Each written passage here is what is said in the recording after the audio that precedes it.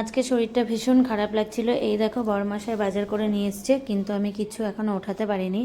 তো এখন বাজে রাত্রি 9টা। তো আমি ভাতটা বসিয়ে দেব, বসিয়ে দিয়ে তারপরে আমি আমার এই সবজিগুলোকে গোছাবো। আজকে বড়মশাই প্রচুর বাজার করে নিয়ে এসেছিল, আর আমি যখনই বাজার গোছাই তখন আমাকে মিঠাই ভীষণ হেল্প করে। হেল্প তো করে না, আরও দুষ্টুমি করে।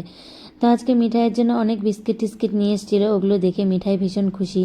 তো এই যে দেখো আমি সব সাজিয়ে নিয়ে বসেছি, এখন সবগুলো কিছুকে ঝুড়িতে তুলে নিচ্ছি। তো আমি প্রতিদিন এইভাবেই করি। সন্ধ্যের পরে আমাকে কাজ করতে হয়, সারাদিন প্রচুর পরিশ্রমে যায়।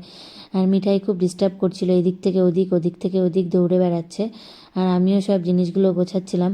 তারপরে আমি এখানে মিঠাই খুব আলমন্ড খেতে ভালোবাসে, আলমন্ডটা ঢেলে নিলাম। মিঠাই আলমন্ডের কৌটাটা নিয়ে চলে গেল, তোমরা দেখতেই পাচ্ছ, খুব হেল্প করে। তো বিস্কিট ওর ঢালবে কৌটার মধ্যে, খুব বায়না করছিল।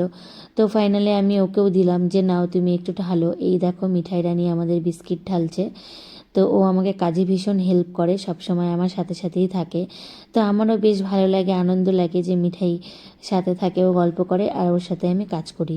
তো আজকের ব্লগটা আমার এভাবেই শুরু হলো আর এভাবেই শেষ হলো। তারপরে দেখো ঘরটা পুরো নোংরা হয়েছিল, আমি ভাবলাম যে সব কিছুকে প্যাকেট ট্যাকেটগুলোকে ঢেলে সুন্দর করে ঝাড় দিয়ে পরিষ্কার করে নিই।